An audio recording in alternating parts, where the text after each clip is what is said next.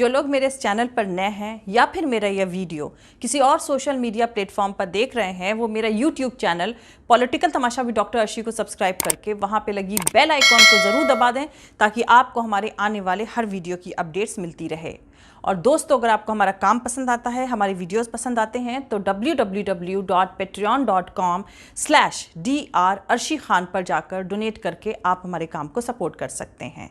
तो चलिए आज के सियासी तमाशे के सफर को शुरू करते हैं।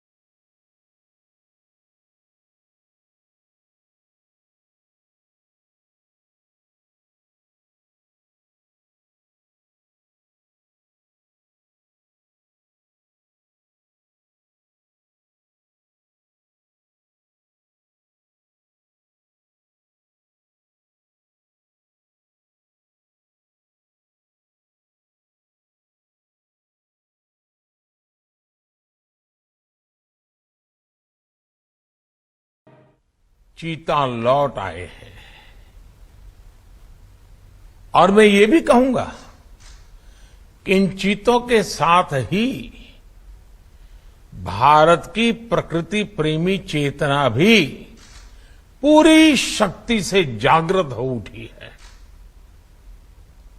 मैं इस ऐतिहासिक अवसर पर सभी देशवासियों को बहुत बहुत बधाई देता हूं। रोमन एम्परर कहा करते थे कि अगर आप जनता को रोटी नहीं दे सकते तो उन्हें सर्कस दीजिए। डंकापति ने अपने जन्मदिन यानी 17 सितंबर अपने बर्थडे के दिन को चीता इवेंट ऑर्गेनाइज करने के लिए चुना। इसके साथ ही सारे चैनलों पर सुबह से ही इस पर काम शुरू कर दिया गया। यहां तक कि गोदी मीडिया को गधा भी चीता दिखने लगा। सुबह से ही सारे के सारे न्यूज चैनल चीतामय होने लगे। ऐसे में हर चैनल्स एक से बढ़कर एक चीते की रफ्तार में चलने लगे। तब लगा कि अभी भी इसमें क्रिएटिविटी की कोई कमी तो है। ट्विटर पर लोग बेचैन होने लगे कि भैया कोई तो आओ चीते की ड्रेस पहनकर प्रोग्राम करने। धीरे धीरे शाम गहराने लगी और ऐसे में रूबिका लियाकत ने एक कठिन फैसला लिया और आ गई चैनल के मैदान में चीता प्रिंट की ड्रेस पहनकर मोर्चा संभालने। तब जाकर लोगों की जान में जान आई। मोदी जी के जन्मदिन के मौके पर इस चीता इवेंट के साथ तकरीबन पूरा देश चीते जैसी चपलता के साथ कूनो पालपुर नेशनल पार्क में अफ्रीकी चीतों के आने का जश्न मनाने में मशगूल हो गया। क्या विसंगतियां यानी डिस्क्रिपेंसीज देखने को मिलती हैं कि जब मोदी जी की सरकार चीते का मुंह रंगा प्लेन नामीबिया भेज रही थी, ठीक उसी वक्त एक मां सरकारी हॉस्पिटल में खून की थैली हाथ में उठाए अपनी बेटी के लिए बेड मिलने का इंतजार कर रही थी, जिसका वीडियो ट्विटर पर काफी वायरल भी हुआ। तो दोस्तों, आपको याद दिला दूं कि कुछ दिनों पहले आपके हमारे दिए टैक्स से जमा करोड़ों रुपए शाहराहों पर रात में ड्रोन उड़ाकर लाइट शो दिखाने में बर्बाद किए गए। और कुछ दिन पहले ही खबर आई कि सरकार द्वारा जीडीपी के मुकाबले हेल्थ सेक्टर पर खर्च में काफी कमी आई है। नेशनल हेल्थ अकाउंट की ताजा जारी रिपोर्ट्स में बताया गया है कि साल 2019 में सरकार का कुल हेल्थ पर खर्चा उनके जीडीपी का बस 3.2% ही रह गया है।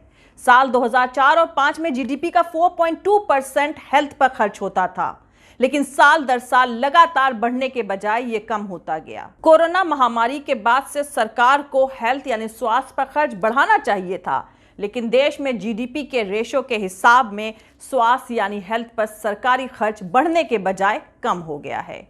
एक और अहम जानकारी आपको दे दूं कि भारत में इस साल कोरोना से लड़ने का कुल बजट 5,000 करोड़ रुपया है, जबकि अकेले राम मंदिर को 5500 करोड़ का चंदा मिला है। यानी भारत में धर्म के आगे यमराज भी फेल है, क्या आपको मालूम है कि म्यांमार हेल्थ पर जीडीपी का 4.29% खर्च करता है और नेपाल 6.9%।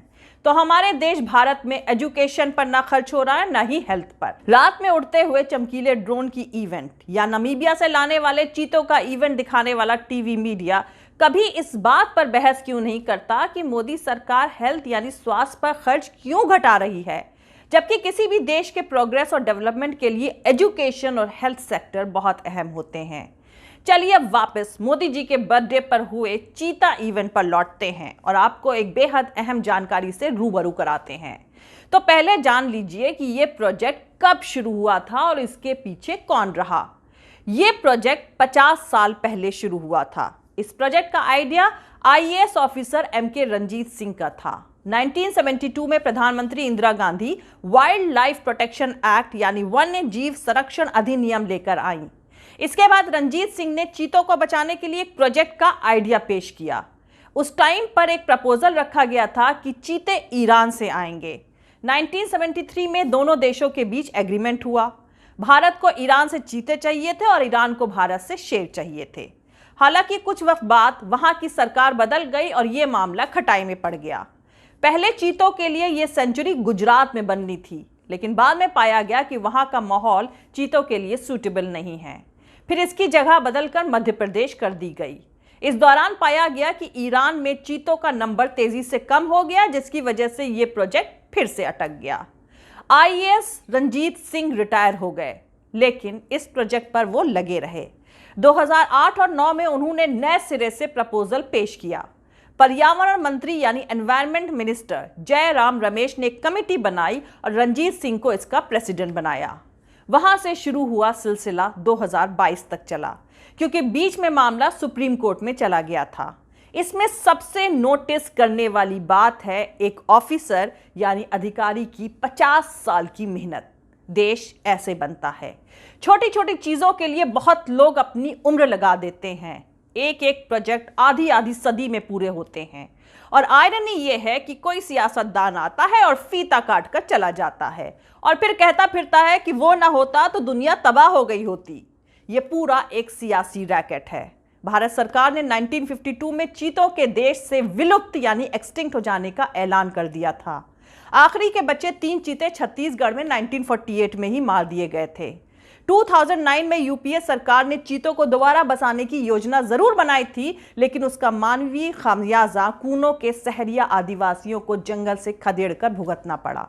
आज भी एमपी का श्योपुर देश के सबसे कुपोषित यानी माल नरिश जिलों में से एक है, क्योंकि जंगल पर कभी डिपेंडेंट रहे आदिवासियों को अब जीने के लिए मजदूरी करनी पड़ रही है और घर में बच्चे माल नरिशमेंट यानी कुपोषण से मर रहे हैं। 2013 में सुप्रीम कोर्ट ने एनवायरमेंट मिनिस्ट्री को प्रोजेक्ट चीता पर साफ कहा था कि सरकार की योजना गैर कानूनी और नियमों के खिलाफ है। इस योजना की कामयाबी पर आज तक कोई साइंटिफिक रिसर्च नहीं हुई है। कोर्ट की तब सरकार के खिलाफ बोलने की हिम्मत थी, सो मामला ठंडे बस्ते में चला गया। जनवरी 2020 में national tiger conservation authority supreme court में फिर एक नए प्लान के साथ पहुंची और एक्सपेरिमेंट के तौर पर चीता लाने की बात कही गई। इस बार कोर्ट मान गई और कूनों के 740 वर्ग किलोमीटर में 8 चीतों का परिवार 36 तक बढ़ाने का काम शुरू हुआ। माना गया कि 8 में से 4 चीते ही जिंदा बचेंगे और परिवार बढ़ाएंगे। एनवायरमेंट प्रोटेक्शन यानी पर्यावरण संरक्षण पर 40 किताबें लिख चुके वाल्मीकि थापर सवाल उठाते हैं कि अफ्रीकी चीतों के बारे में सरकार को कोई जानकारी नहीं है। ये भारत में ज्यादा वक्त जिंदा नहीं रह पाएंगे। जानकारों का मानना है कि कूनों में चीतों को छुपने और घात लगाने के लिए ऊंची घास नहीं है। एक चीता साल भर में 1000 वर्ग किलोमीटर का इलाका बनाता है, जबकि पूरा पार्क ही सिर्फ 740 वर्ग किलोमीटर का है, यानी इंसानों से सामना होकर रहेगा।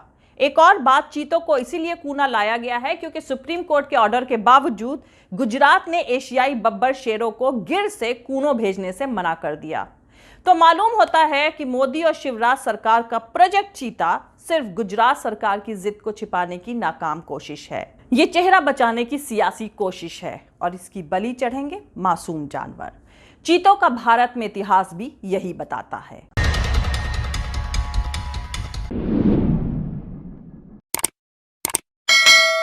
जय हिंद, सत्यमेव जयते, अल्लाह हाफिज।